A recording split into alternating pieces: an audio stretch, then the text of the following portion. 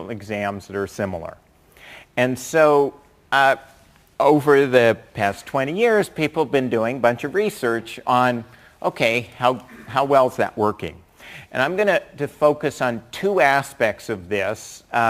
One is conceptual understanding, mastery, and two is just basic beliefs about physics and equivalently chemistry, and really what it is and how to learn it, what students, how well students are acquiring that from their courses.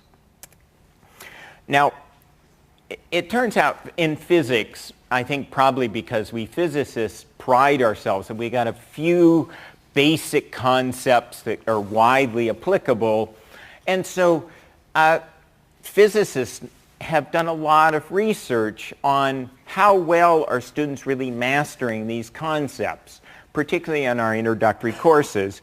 And in this process of studying this, they developed a number of assessment tools that are quite carefully and tested and validated and so on, that really are quite accurate at measuring the student mastery. And by the oldest and most widely used is something called the Force Concepts Inventory.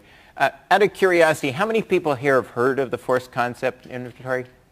Okay, so only a small fraction. Well, what this is it's something that it takes a subset of the basic concepts of force and motion that are covered in pretty much every first semester physics course taught anywhere.